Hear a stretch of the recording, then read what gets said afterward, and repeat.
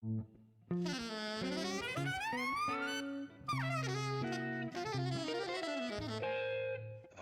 Jazz.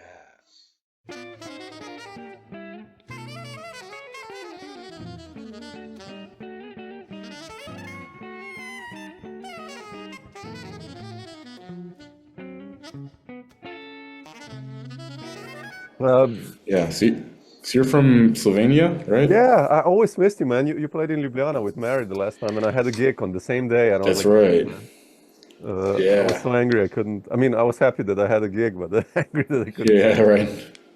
Oh, that's all good. Yeah, we only there for like less than 24 hours. So I Yeah, didn't yeah, really get to see much, but I liked it. It was nice.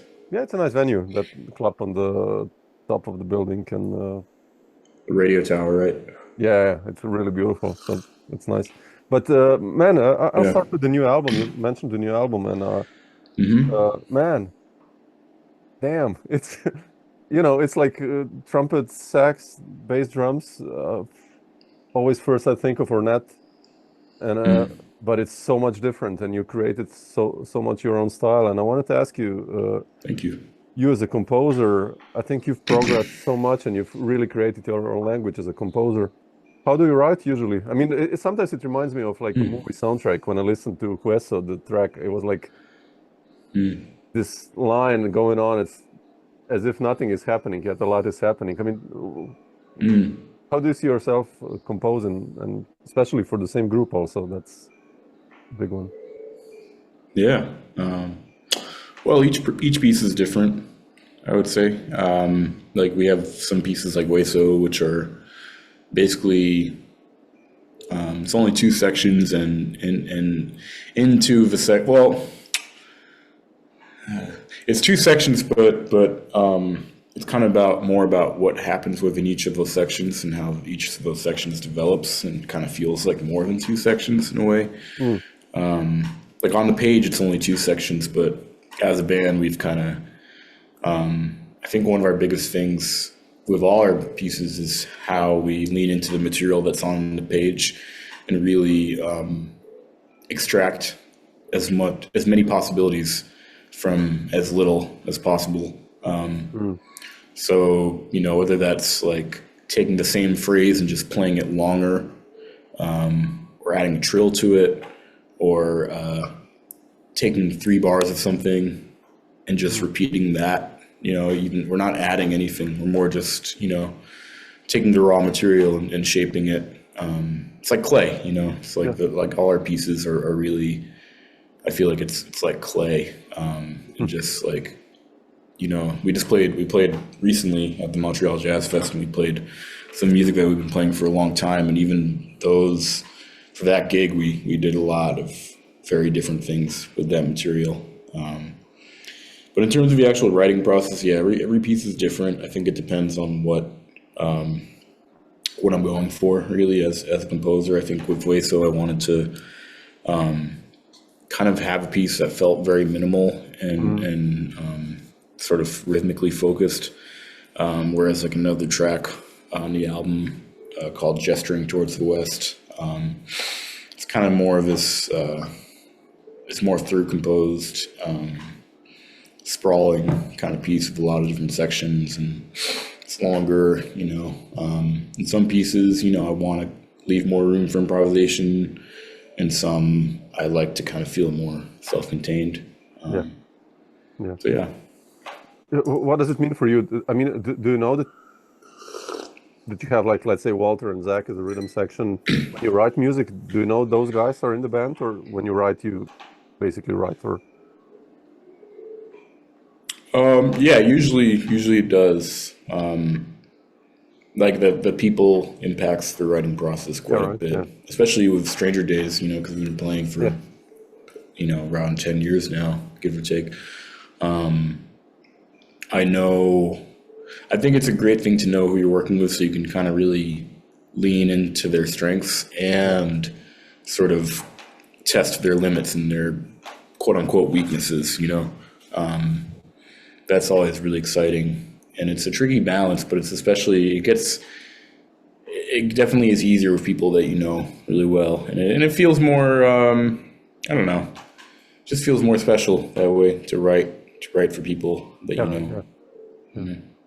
How have you progressed as a band leader when you look back? I mean, I know visions of your other already here is such a big difference. I think. I mean, big difference, like a progression.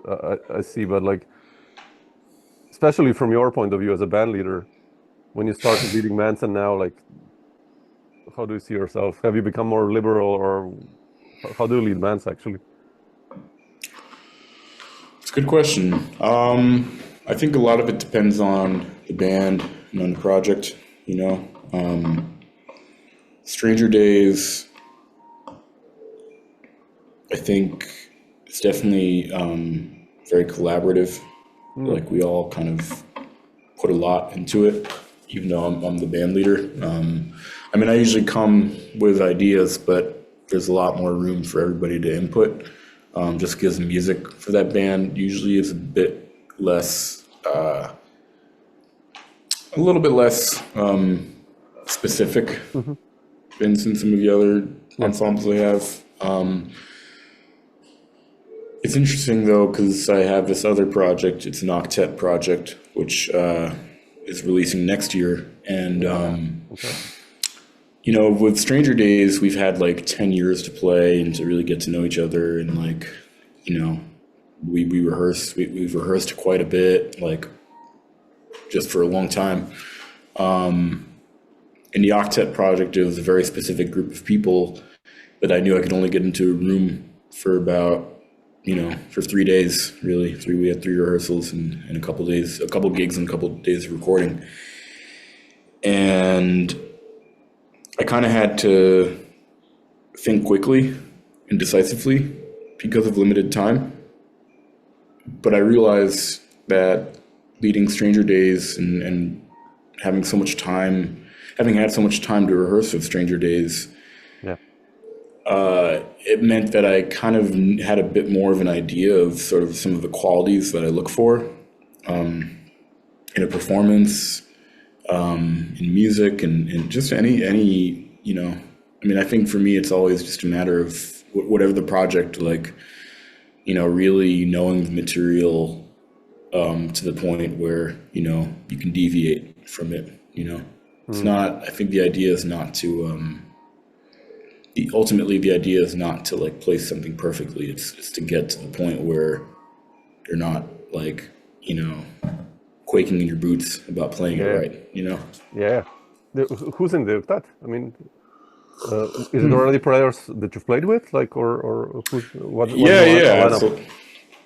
It's a lot of people that I've played with. It comprises Mary Halvorson on guitar, Patricia Brennan on vibraphone, Tyrone Allen on bass, Toma Fujiwara on drums, David Leon and Kevin Sun on woodwinds, Kaylin Leung on euphonium and trombone, myself on trumpet and flugelhorn, and the conductor is Eli Greeno. Oh man, okay, that's gonna be killing. Yeah. Yeah. It was really fun. Looking forward. Then I have another band, a quartet that I'm recording with in September, which is kind of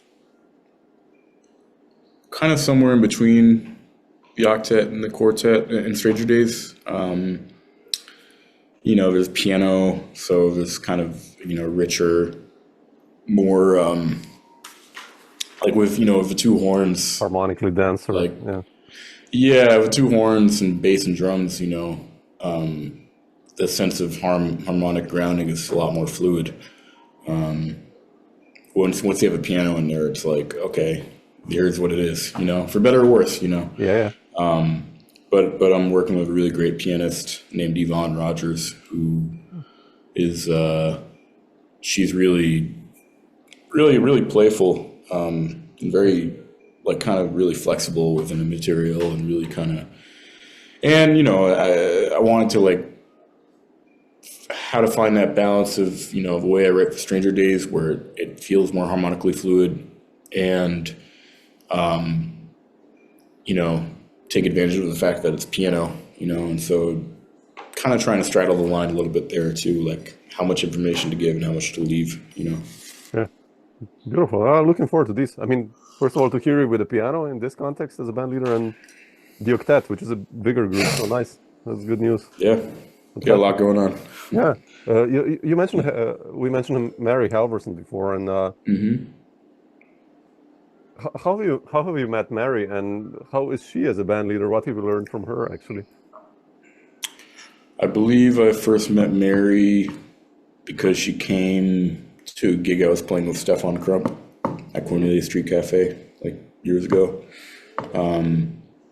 She collaborates with Stefan quite a bit, and it was her previous band, Code Girl. They had their album release shows, and for the first album, and Ambrose Akamuzuri, the trumpet player on that album, couldn't make the release shows in New York and Connecticut and Boston. So she called me to sub, and eventually, I just joined the band and recorded the second album with them, and That's a beautiful. now I'm doing this, new band of her, Amaryllis, and we just recorded our third album with that band.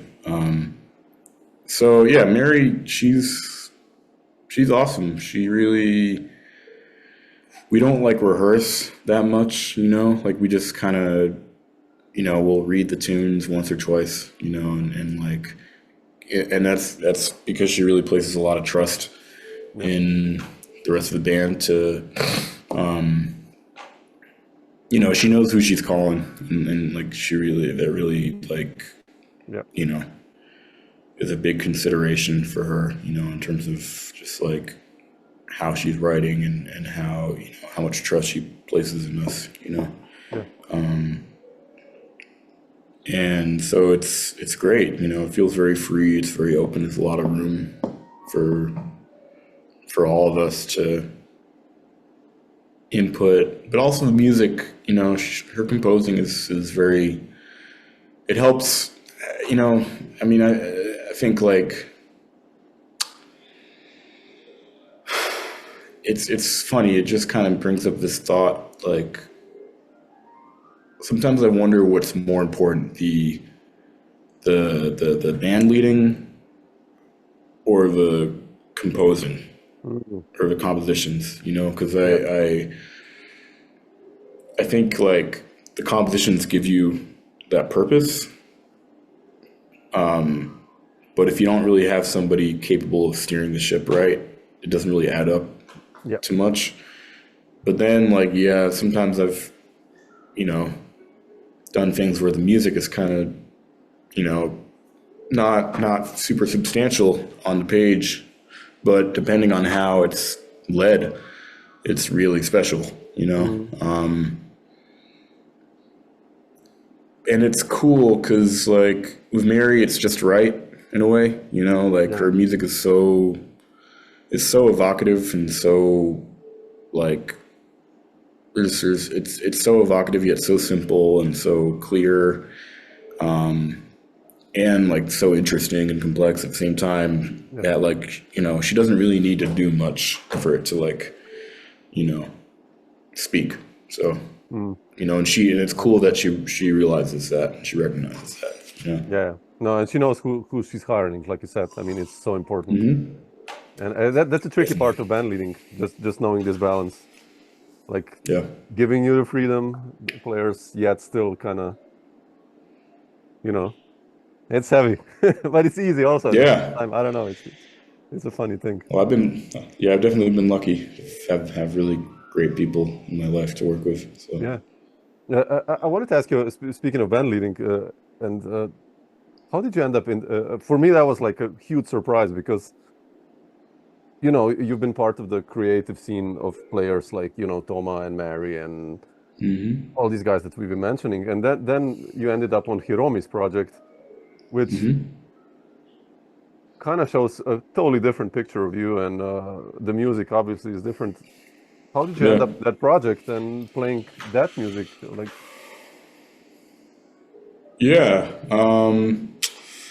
I don't really know, to be honest. Hiromi just sent me an email out of the blue. Oh, wow. We'd never met before, Well, actually, so originally we were going to do she was going to do a big band project, I think in summer 2020. Okay. And then and all like we're going to play at the Blue Note New York in summer 2020 and also go to Blue Note Tokyo at the end of the year. But then because of COVID, it got canceled. So there are a bunch of people, I guess. I was one of many horn players. But yeah, she just hit me up out of the blue. She asked me if I did stuff with pedals and electronics, and like right when I got that email, I was at a recording session where I was doing stuff with pedals, and so I just sent her a clip, yeah, and then we met up in New York, just played duo, read through some of her tunes and the pieces she was working on for this band, and I think later that day or the next day got an email with like tour dates, It's a lot. But yeah, You played a lot. Yeah. yeah, I was pretty surprised, and I'm still surprised, but she wanted a trumpet player, and I guess she saw some clips online, and she even it's interesting. She even said early on, like, I know you and I make very different music and are very different players, but I think this could be really cool. And that kind of, that made me feel good, that was a good sign that it wouldn't be like, I have to conform my style to what she's doing, and that I think I'd like to think that she called me because, she wanted to, she saw it as an opportunity to change her own musical direction a little bit, and, I've been doing it for like a year now, a little longer than a year, and I just got back from a big tour with her a couple of days ago, actually, and it's been amazing. It's been really, really amazing. It's like, yeah, I was nervous because it was people that I never really met or worked with before, but it's a great band, and she really pushes us every night, every gig. Like, I've never seen her give anything less than like 150% of herself, and like, it just makes you want to really like put everything in there, and leave everything on the stage, and just like, I feel like I've really grown immensely, like as a improviser, as a trumpet player, since working with her. No, I love it because, like you said, you bring a different aesthetic. Her music, She lets me do my thing, which I I'm really love that, grateful man. for. And, yeah, It's like damn, woo, what's happening? Sometimes fusion yeah, can be a little bit. I'll take it out boring in a sense nowadays, but like you add these really yeah. nice snippets, and this music is different, and it's so cool. I'm It's kind of happy ironic you did that. because like, it's ironic because fusion should feel like fusion. Like, it should feel like a Exactly. mixture of a lot of different ideas and perspectives, but it's kind of like it's a market thing. It's become in the eyes of so many, like, oh, this is jazz fusion. No, this is like because it sounds more like Jocko, or because it sounds more like Weather Report or whatever. But she's a true fusion artist. She's a fusion artist in like every sense of the word. Like, I mean, I think she kind of bypasses category in a lot of ways, and she would agree too. Yeah. Uh, Adam, what got you excited for the trumpet? And I mean, I know you come from a hugely musical family, and your father, I have numerous CDs of him, and your brother is a monster. He was just in Ljubljana, actually. I don't know if you caught exactly, him. in July. Yeah. I was in Holland. I couldn't. Okay. Yeah, he was like Yeah. 3 weeks ago, like this monster project in outdoor venue. Big band. Yeah. Yeah, what I've heard was fantastic. So, but Yeah. what was it like for you growing up, and especially then entering this more different style of music actually that you're pursuing now? How did that story begin for you? Well, both my parents are musicians. My mom is a classical pianist and teacher, Okay, awesome. and my dad, of course. And I just kind of grew up around music, musicians. Growing up in New York was very fruitful. Met a lot of people at a very early age and had a lot of really cool opportunities at an early age. Um, yeah, I mean, I think what was really exciting was, kind of when I was in middle to high school, I started to like meet a lot of other people like my age or a little older who also played music. And like it kind of, because I grew up listening, like my parents played a lot of music in the house for us, and like, we had our teacher, like they brought me to really great teachers, including Jim Seeley, who plays trumpet in my dad's band, who's been playing trumpet in my dad's band for many, many years, even my grandfather's band as well. Wow. And that was all extremely beneficial and crucial to where I am now. And I think a big turning point was meeting like a lot of other teenagers playing jazz, and kind of moving it into this realm of like, oh, okay, so there's like a community, there's a future, there's like a thing, there's a thing here, there's a thing that kind of feels like can go beyond, beyond home, Yeah. which was really exciting too. So yeah, it was just a lot. All of this was really floating around, but I wasn't, I wasn't really. It took me a while to really feel comfortable, I think, performing. Like I remember my first piano recital. I started on piano before trumpet, but I had my first piano recital when I was 6 or 7, and I was like, I think I was like second to last on the program. So like this anticipation and nerves and it just kept creeping up and up and up, and like I was becoming increasingly terrified, and like it was getting closer to my place in the program, and I was like, I can't do it, and my parents were like, I think my parents were torn because they were like, I think on one hand they wanted to like kind of be like, it's okay, son, but on the other hand they were like, I don't know, can we really just let him, chicken out, and so they didn't let me chicken out, which I'm very grateful for. And I'll always remember that performance, because that was like it's probably the most important performance I've had to this day, just like getting over that hump and putting myself out there, Yeah. Did you when you started playing?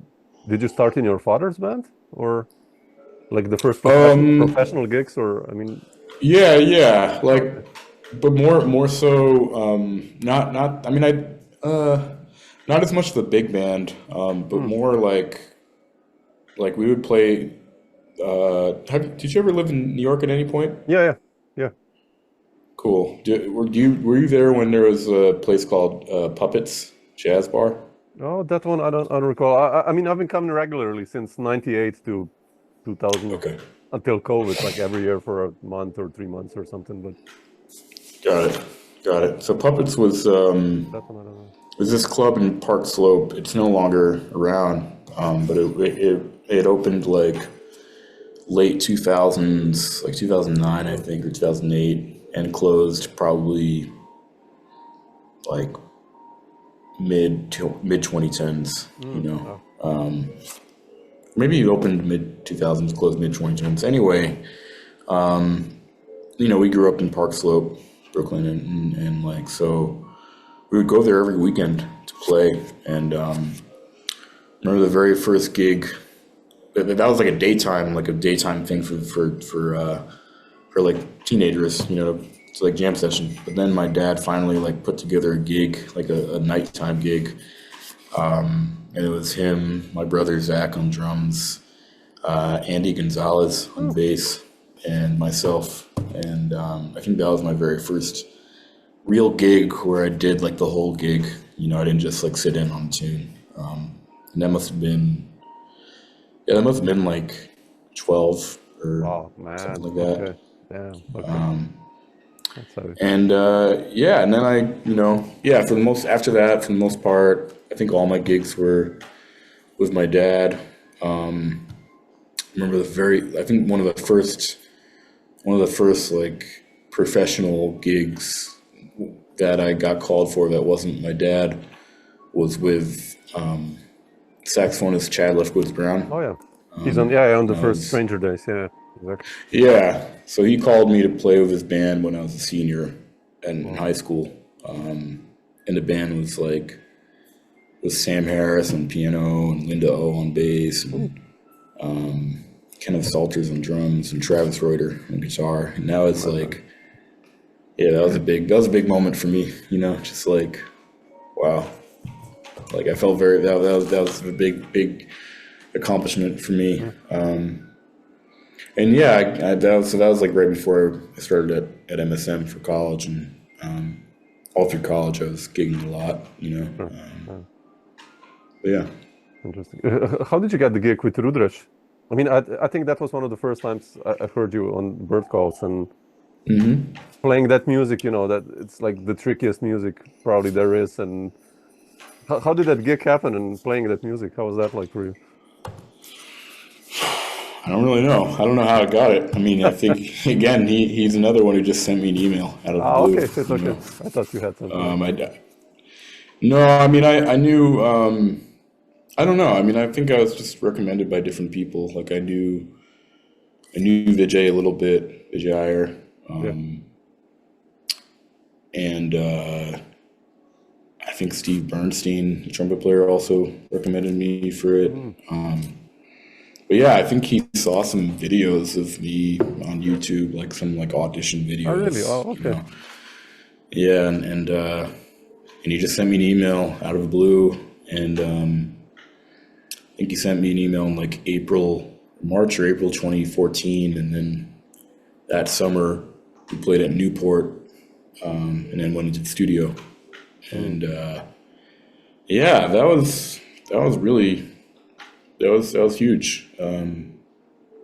Really, really pivotal moment for me, Like it was kind of my first time like touring extensively, like weeks at a time, going from country to country, all that. That was the first time to Europe? As a professional? Not my first time to Europe, no. I'd been to Europe a few times before then, but it was my first time like touring throughout Europe, like doing like European tour. But yeah, it was an amazing experience. Rudresh is a really great band leader. Like very, very open and very clear about what works and doesn't work for him. And I remember thinking about this one gig we played, I think it was in Spain. And I think it was like my first tour with him in like fall 2015. And, there's like a lot of moments in the music where we're just kind of improvising together, like collectively, and I kept on kind of like, repeating like what he was playing like in a slightly different way, and he took the horn out of his mouth and said to me on stage, "Play something else," and I remember I felt so bad afterwards. I felt like, oh no, I'm sorry, Rudresh, and he was like, oh no, it's cool. I just want you to play something else and like, kind of add something to the pot, and that was huge. It's just like, it's amazing. Like, working with all these people and just like kind of these little moments that are just so. How we learn, yeah. Yeah, and just that little moment, just I think, is so crucial to like Stranger Days, and the way that band plays together, and yeah. So that was a really great experience. I loved touring with Dan Weiss too. He did a lot of tours, and like playing with him, I'd never played with any drummer like that before, and also just such a funny guy. And Dan is great. Yeah, so that was a really really amazing experience. I'm really grateful for that. Yeah, well, we need moments like that, right? That like you with Rudra. I had one with Malaby. Yeah. We toured, Oh yeah. and you know, we played the first gig of the tour, and you know, went into zones. Was fantastic. Mm, Second gig, with the same tune opener of the gig. I go into the same zone, right?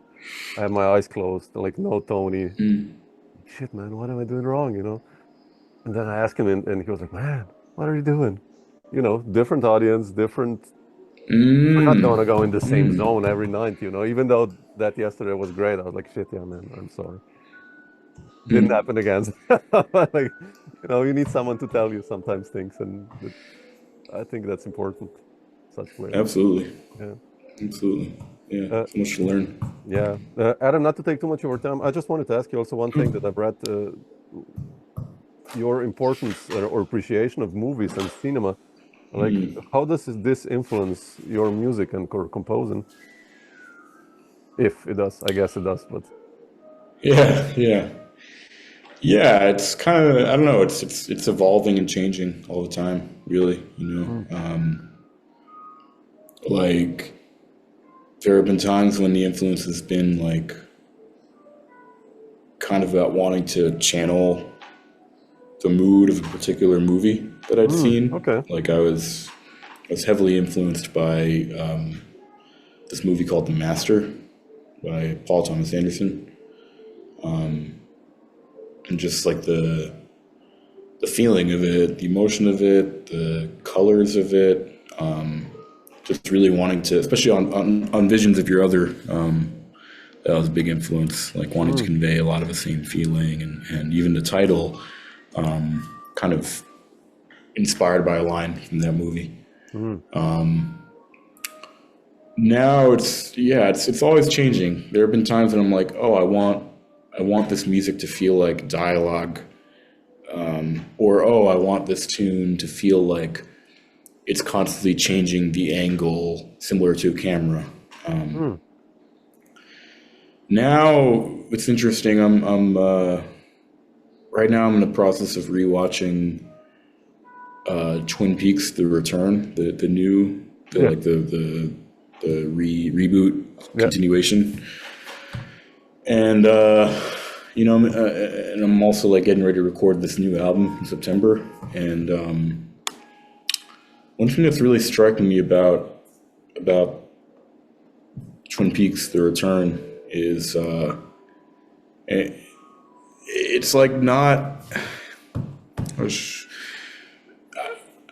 Well, I think so many filmmakers today and historically, but especially like today,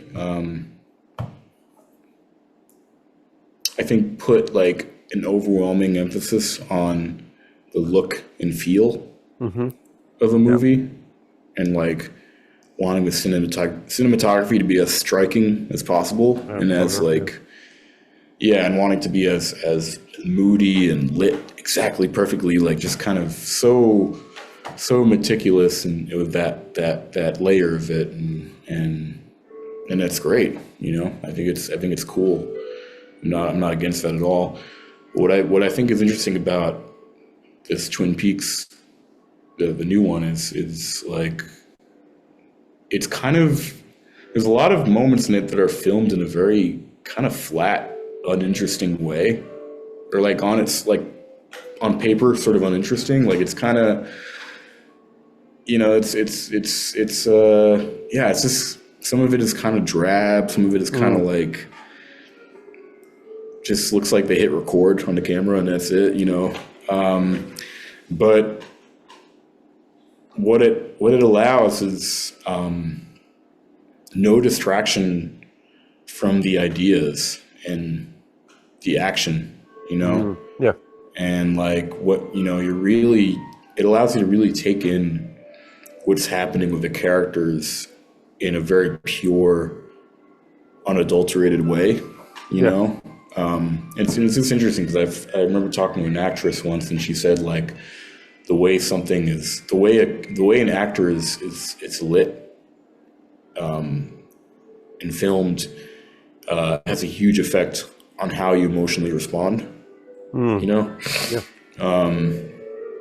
And it's just interesting because this Twin Peaks, it's so like, it just really allows David Lynch's imagination to just kind of come through unbothered, you know, just like nothing getting in the way of the ideas. And he even says, like, you know, in an interview, like he's talking, you know, somebody is, you know, like Twin Peaks, but also like Inland Empire, a lot of his more recent work. Yeah. All that's like, you know, it's a lot of the most recent stuff. All of it is filmed digitally on digital cameras, and you know, there's also this. I know I'm kind of spiraling out right now, but you know, there's also this debate on like film versus digital and all that, you know, and you know, Lynch is like, somebody asked him, "Do you think you'll ever go back to film photography?" And he's like, "No way," because it's like just shooting on a digital camera just allows you to just record idea after idea after idea after idea. Yeah, and just like get stuff out when it's happening, you know. And so I guess long story short, because I'm getting ready to record this new album in September. I'm just thinking I've been thinking a lot about like how to keep the process as simple as possible, like the recording process as simple as possible, and like just trust that there's enough going on in the music, in the performance, in the sounds that we're making together, we just get that. And like, if we need to, like, because I mean, this last Stranger Days album, you know, or the new one that's coming out, has a lot of post-production stuff, and Visions of Your Other also does as well. And with those, I kind of wanted to, like, I had the intention of really trying a lot of things with post-production. With this time around, I kind of I just want to like make sure everything sounds good, and that's that. Not like, you know, like simplify conceptually a little bit, you know, in terms of the recording, and just kind of really, trust in the ideas, like the performing ideas and the performance and the music, and just like keep it as unfussy as possible, you know. Interesting. Oh, it'll be interesting to hear that. Looking forward. Are you going to promote the new album, by the way, which came out now, basically? And are you coming to Europe with your quartet? I mean, what are your plans for the upcoming months, and gigging wise and touring wise? Yeah, well, first I got to figure out what I'm doing about Instagram. But I'd like to bring. I'm working on bringing the band to Europe next year. Hopefully, we have some gigs this fall in the U.S. Just like release some more videos and kind of just keep it going, you know.